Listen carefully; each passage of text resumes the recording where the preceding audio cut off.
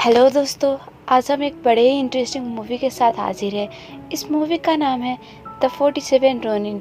ये साल 2013 में रिलीज़ हुआ था और IMDb पर इस मूवी का रेटिंग 6.3 था। तो चलिए आगे बढ़ते हैं। मूवी स्टार्ट होते ही हम एक स्टेट के किंग को देखते हैं जिन्हें जंगल में एक बच्चा मिलता है। वो उस बच्चे को अपने दरबार लेकर आते हैं। किंग का मानना था कि इस बच्चे में एक यूनिक पावर है जो आम बच्चों में नहीं होता। गांव में सब लोग उस बच्चे को शैतानी बच्चा समझते थे। उनका मानना था कि उस बच्चे को मॉन्स्टर ने पाला है। उसका नाम काई रखा जाता है। गांव वाले की नफरत करने के बावजूद किंग की बेटी काई से बहुत प्यार करती थी। देखते देखते ही काई बड़ा हो जाता है। काई बहुत साफ दिल इंसान था। वो सबको रिस्पेक्ट किया करता था। एक बार जंगल में एक बड़ा सा जायंट मॉन्स्टर आ जाता है। काफी सारे सोल्जर्स मिलकर उस मॉन्स्टर को रोकने की कोशिश करते हैं, पर वो मॉन्स्टर बहुत तबाही मचा रहा था। उसे तबाही मचाते हुए दूर खड़ी एक फॉक्स देखती है जिसके दोनों आईज बहुत डिफरेंट। काई भी मॉन्स्टर को देख लेता है। मॉन्स्टर उस किंगडम के एक सिपाही यानी यासुनो को घायल कर देता है और अब वो उसे मारने वाला ही था कि तभी काई उस मॉन्स्टर को अपने तलवार से मारकर यासुनो को बचा लेता है। पर यासुनो इतना सेल्फिश था कि वो काई से कहता है, तुम्हारे हाथ से बचने से बेहतर मैं मर ही जाता। वहाँ किंग भी आ जाता है। सबको लगता है यासुनो ने ही मॉन्स्टर को मारा है। किंग का एक खास सोल्जर जिसका नाम ओइसी था, उसने काई के हाथों में खून देख लिया था और उसे पता चल गया था कि मॉन्स्टर को काई ने मारा है, ना कि यासुनो ने। अब हम दूसरे स्टेट के किंग को देखते हैं जिसका नाम कीरा था और साथ ही उसकी दोस्त विच को भी देखते हैं जो और कोई नहीं वही 2 डिफरेंट कलर की आंख वाली फॉक्स है।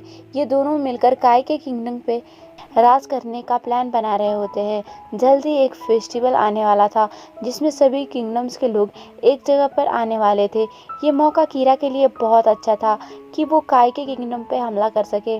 जल्द ही वो दिन भी आ ही जाता है। उस फेस्टिवल के दिन सभी किंगडम्स के किंग यानी सभी किंगडम्स के मेन लीडर एक गेम ऑर्गेनाइज करते हैं जिसमें सभी किंगडम्स के एक एक वॉरियर को आना है और लड़ाई करना है। जो जीतेगा उसे ही ताकतवर माना जाएगा। काई के किंगडम से यासुनो को चुना जाता है क्योंकि सबका मानना था उसने जायंट मॉन्स्टर को मारा है और ये जंग वो आसानी से लड़ लेगा। जब काई यासुनो के पास जाता है, यासुनो अजीब हरकतें कर रहा होता है। किसी ने उसे पोसेस कर लिया था। उस गेम का रूल था कि सिर्फ वॉरियर ही जंग में आ सकते हैं। फिर भी काई सूट पहनकर मैदान में जाता है। ओपोनेंट टीम में कीरा के किंगडम का एक जायंट वॉरियर था। काई बहुत कोशिश करता है पर बेचारा उस जायंट से आदमी के सामने टिक नहीं पाता। काई गिर जाता है और उसका मार्क्स भी निकल जाता है। ये सब जब किंगडम्स के लीडर देखते हैं वो बहुत गुस्से में आ जाते हैं और वो काई को फांसी देने का सज़ा सुनाते हैं। पर तभी वहीं प्रिंसेस आ जाती है। प्रिंसेस के रिक्वेस्ट के बाद काई को फांसी नहीं दिया जाता पर उसे बुरी तरह से पीटा जाता है। रात को कीरा और वो विच प्लान बनाकर किंग को पोसेस कर लेते हैं। जब उठते हैं वो कीरा को अपनी बेटी के साथ बदतमीजी करते देखते हैं। वो तलवार लेकर कीरा की तरफ बढ़ते हैं। तभी सोल्जर्स उन्हें पकड़ लेते हैं। किंगडम्स के लीडर को कहा जाता है कि किंग ने कीरा पे हमला करने की कोशिश की है। किंगडम्स के लीडर किंग को मौत की सज़ा सुनाते हैं पर वो कहते हैं कि किंग को खुद ही मरना पड़ेगा। ऐसे मौत को वहाँ रिस्पेक्टफुल मौत माना जाता था। किंग खुद के पेट में नाइफ घुसाकर खुद को मार लेते हैं। किंगडम के लीडर अब इस किंगडम के लीडर कीरा को बना देते हैं और साथ ही कुछ ही दिनों में प्रिंसेस को भी कीरा के साथ शादी करना था। अब उस किंगडम में सिर्फ कीरा का ही राज था। कीरा किंग के सभी वफादार सोल्जर्स को प्रिजन कर देता है। वो काई को एक आइलैंड में भेज देता है। बहुत सालों के बाद जब ओइसी को प्रिजन से निकाला जाता है, उसका बेटा उसे घर ले जाता है।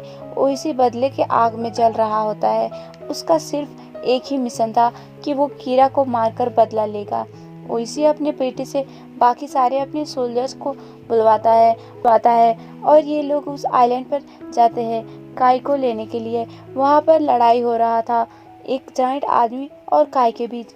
काई उस जायंट आदमी को हरा देता है और अब ओइसी काई से लड़ने को कहता है। ओइसी काई को सब कुछ याद दिलाने की कोशिश कर रहा था, पर काई को कुछ भी याद नहीं आ रहा था। वो ओइसी पे वार कर ही जा रहा था। तभी ओइसी काई से कहता है, हमें प्रिंसेस को कीरा के जाल से बचाना है। ये सुनने के बाद काई को सब कुछ याद आ जाता है और वो वहाँ से ओइसी के साथ भाग जाता है। अब इनके पास काफ़ी सारे सोल्जर्स थे, पर इनके पास हथियार नहीं थे कि वो उस किंगडम पे हमला कर सके। काई कहता है, मैं जानता हूँ हम कहाँ से वेपन्स ला सकते हैं।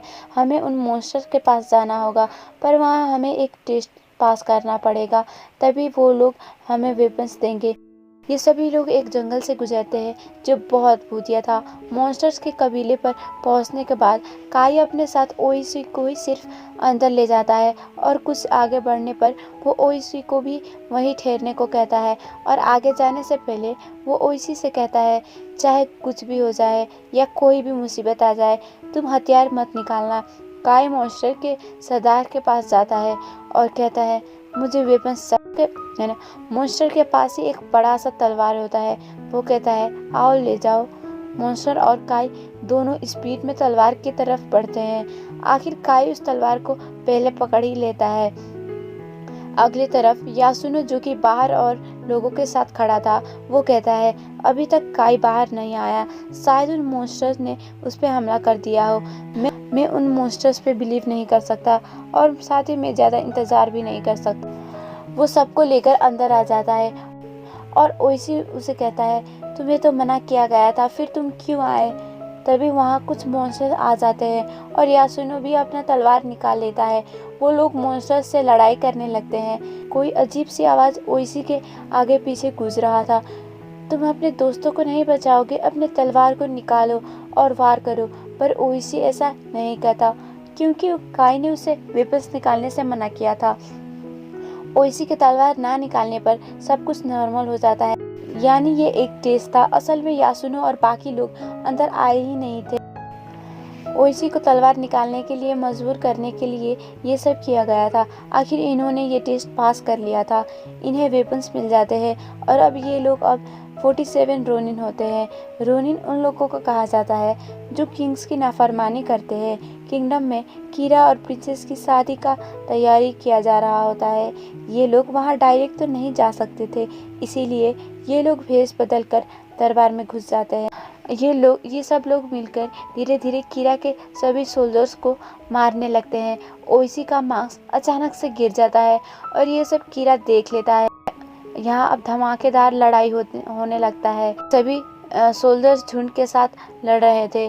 काई प्रिंसेस के पास जाता है, तभी वो विच वहाँ आ जाती है। वो विच अब ड्रैगन के भेष में थी और चारों तरफ आग फेंक रही थी। काई तलवार निकालकर बड़े ही आराम से उस ड्रैगन यानी विच को ख़त्म कर देता है और अगली तरफ ओइसी भी कीरा के सर को उड़ा देता है।